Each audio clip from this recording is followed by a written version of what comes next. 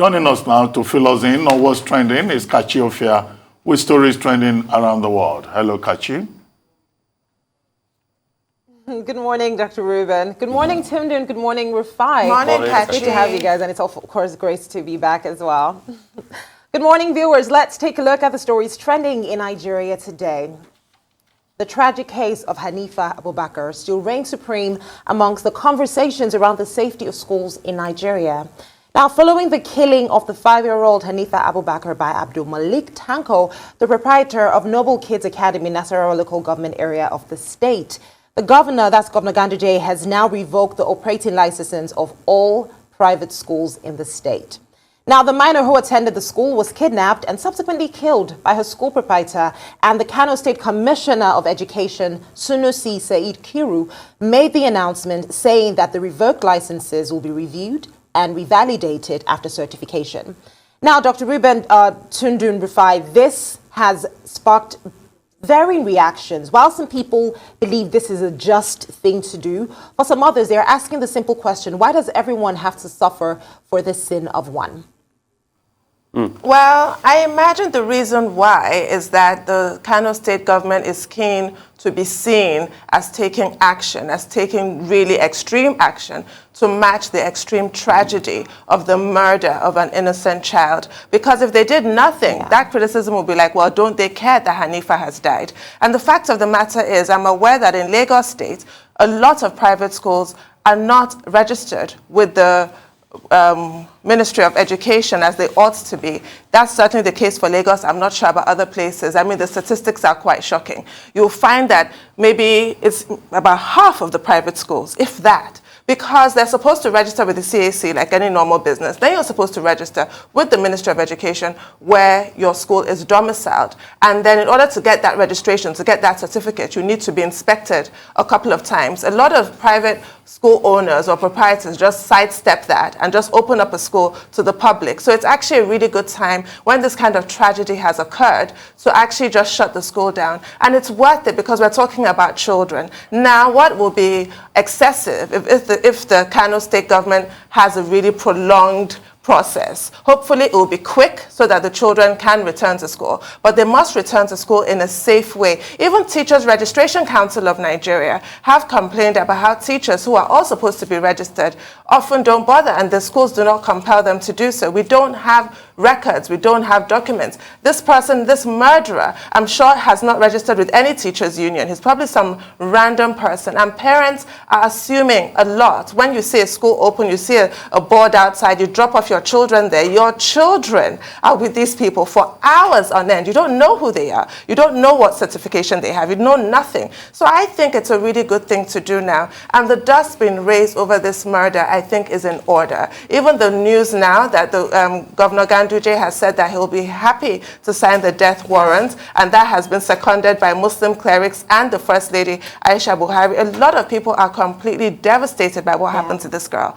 And the fact that she was kidnapped by, we talk about, it's that common law doctrine in loco parentis. Parents all over Nigeria, every morning, you drop off your child at school and you have handed the baton over to this school to take care of your child and act in your stead. And look at how this was exploited. Look at how she was treated. He had her for 2 weeks in his home. Goodness knows how he treated her, what he did to her. Thinking he might be exposed, he gave her rat poison. You cannot begin to imagine how a child suffered, the pain she went through. So I'm sorry, I really think that shutting down the school is in order. What will just be excessive if it goes on for months on end. But hopefully a week or two to process everybody, and everybody has to present their documentation. All schools have to be inspected. Even the buildings are supposed to be inspected. Because some of the buildings where we're dropping our children off to school are not actually meant to be used as schools. So many things. And they all have to have their certificates. I actually support that. You know, the sad thing, Kachi, is that Nigeria happened to Hanifa. And it is sad. That's why when we keep talking about the happenings in this country, it's because we want our country to do well. Nigeria happened to Hanifa in the first place. Nigeria happened to Hanifa because we had teachers that were mad, that were given the chance to be able to educate children, that were even given the chance to be proprietors of a school in the first place. Look at that sort of a man that calls himself a proprietor of a school. What are the checks and balances? Every Tom, Dick, and Harry sets up a private school in this country. And this is bad because education is critical matter.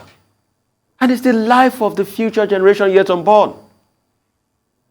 So the education ministry let down Hanifa. What were the inspectors like?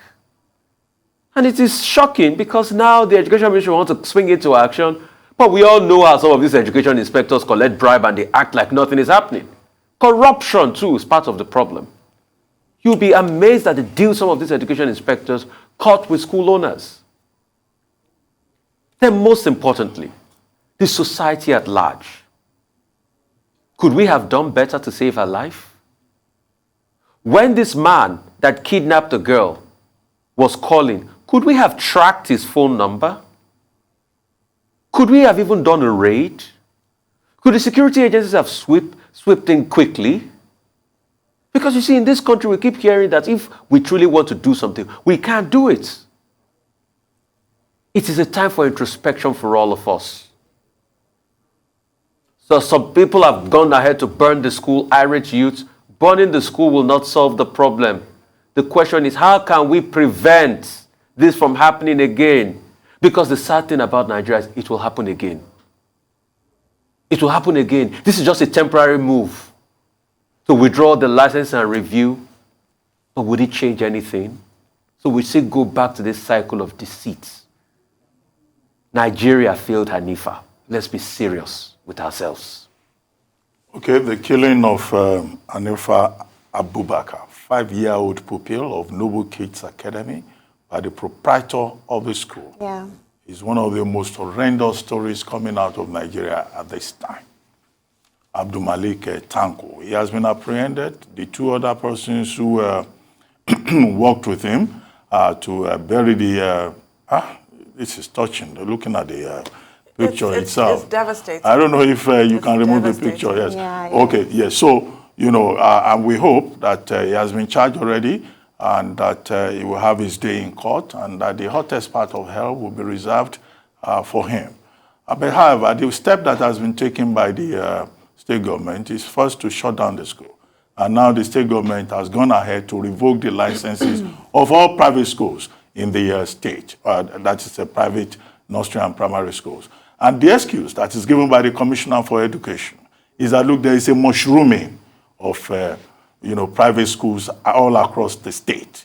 And that the state government has been receiving very disturbing reports about the activities of these private schools. And now the state government has revoked the licenses. The question is, if it is indeed true, as the Commissioner for Education pointed out, that they've been receiving disturbing reports about the conduct of teachers and those schools, what have they done about that before now? The Commissioner of Education for Kano State also claims that many of those schools are not registered. Now it has taken the killing of an innocent girl, a future destroyed, for the state government to quickly wake up and revoke licenses and talk about revalidation. These are things that they could have been doing. If there was a process in place, if a school does not have its proper registration and is admitting students and is carrying on, so you have to wait till an innocent child dies. So the state government also, is negligent. Failed the people, not just the young lady, failed the people, failed parents who send their children to these schools and who think that the children will be saved. The responsibility for parents, of course, going forward, is that parents themselves have to be vigilant. That caveat emptor is relevant also here. Buyer beware. Before you send your child to a particular school, do the needful. Just find out, do double check so that you don't go and hand over your children to the likes of Abdulmalik Tanko. Now the state government says it's going to set up a committee that will include the Ministry of Justice, the Department of State Security, the DSS, and also Civil Defense. And that is this committee that will revalidate, the licenses, the operational licenses of these schools. And that the ones that are valid are the ones that will be allowed to return. The third point, of course, is that Abdulmalik Tanko, the murderer, the National Association of Proprietors of Private Schools, came out in the report to say it's not their member and that it's unknown to them. Now, only God knows how many of his time are operating schools all over the country and are, animals in human skin, if I may use that expression. So these are the challenges that we face. And this is not the first time that Kano State will be shutting down schools. In 2020, they shut down 10 boarding schools in the state. In 2021, this same Kano State government shut down all schools. So why is the Kano State government, under Ganduje's watch, I think they say he has a PhD, why is the state always having issues with the education sector and always having to shut down schools and then later reopen them? It's simply, in my view, I suspect, that is because the state is not vigilant enough. And if we keep shutting down the schools, look at all the implications. But it is important that it's not just in Kano State that we should be revalidating licenses. Other state governments should take a cue from what has happened in Kano State and do a proper audit of schools across the country, particularly those schools where we're molding the young and trying to prepare them for the future. Absolutely, Dr. Obata, I couldn't agree more. Now let's talk about the National Agency for Food and Drug Administration and Control, NAFDAC, stopping the registration of alcohol in sachets and small volumes, glass bottles below 200 ml, in the midst of other stringent regulatory measures. Now, the Director General of NAFDAC, Professor Mojisola Adeyeye, explained that the development was part of the agency's decisive move to reduce availability and curb abuse of alcohol in the country. So she went on to say that the agency will ensure the validity of the renewal of already registered alcoholic products in the affected category will not exceed the year 2024. Now, this conversation rather started all the way back in 2020. And on one hand, they are trying to curb the alcohol menace within the country. But for the people who patronize these sachets and small bottles, they said, listen, the rich like to drink, we like to drink as well. However, the difference is this is what we can afford as a result of the standard of living in Nigeria. So for a lot of reactions, it's just there's a struggle to find a balance between killing the alcohol menace and then providing for the less privileged who are unable to afford this bigger bottles, so to say. Yeah, I suppose it's, to curb alcoholism. And Dr. Bati mentioned this earlier, talks about trying to curb drunk driving as well. It's the same way that in a lot of countries in the world, it's illegal to sell single cigarettes. In poorer countries, that's the norm because people might not be able to afford a whole pack of cigarettes, but that's exactly why it's banned, because they want to discourage smoking. So I think it's a really good policy, but the problem will be ensuring that it's enforced. I'm not sure how that will happen, but if it can happen, I fully support it. Okay, Dr. Butler. Alcoholism is a big problem everywhere in the world. In fact, there was an historical antecedent to this that in the 16th, 17th century, tea was introduced into Britain as a substitute drink for a lot of the workers in factories that were so high on alcohol. And that's how tea became a national, drink for people in Britain. It is a big problem. Nigeria has a big drug driving problem, big alcoholism problem. And the fact that most of this are sold in little sachets, PET sachets, and some of them are over 30% volume of alcohol, which is scary. And drivers in motor parks and garages, like I say in local parlance, are taking this before they drive commuters from destination A to destination B. It's a big problem. And I'm totally in support of this. In fact, some will even argue probably for an alcohol sales ban in garages. It has happened before. In America, there was a total alcohol ban at a point. That led to speakeasies. The prohibition was, the prohibition. Was a failure. You get. And it led to millionaires making money off alcohol. And that's the case, but that's to show you the severity of the problem of alcohol. And I'm happy NAFDAC has started this, but like Sundu was saying, enforcement is the key. NAFDAC officials should do what is needful, and also the NURTW and the auto workers too should collaborate. And most importantly, I think there's no commercial bus driver that should drive without taking a breathalyzer test. I think that should also be part of this campaign. Well, the enforcement is a major challenge. And earlier on, I had recommended maybe a task force. But for NAFDAC to be able to do that, NAFDAC will need the cooperation of local governments and also the state governments, under whose jurisdictions, these garages or motor parks fall. Because if you go to any motor park in Nigeria, it's not just about alcoholism. It's not just about all these small sachet drinks that they sell. It's also about drug abuse. So it has to be extended. And that's why we have very serious cases of road rage in Nigeria. Because half of the time, those long-distance truck drivers and even the commercial bus drivers, they are either on drugs or they are fully stoned.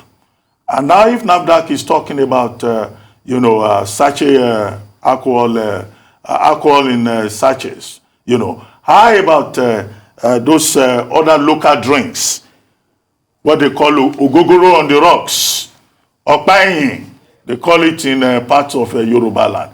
Now, the level of alcohol in it, or what they call jedi, in all these motor parks, heavy alcohol in it, they will say it's a herbal drink. But it's herbal drink heavily marinated in alcohol. So will NAFDAC control get to that too? Because all this silver simbi that you see at motor parks, that's what they sell.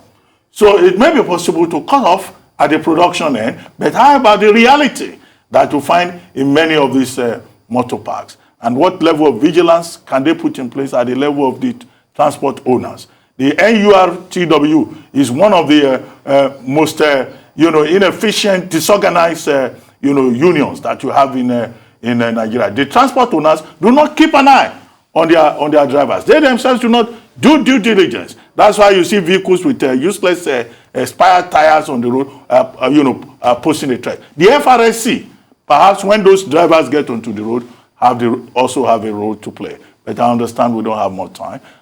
Thank you very much, Kachi. And we look forward to seeing you again tomorrow morning. Thank you very much for having me. Okay, thank you. Absolutely.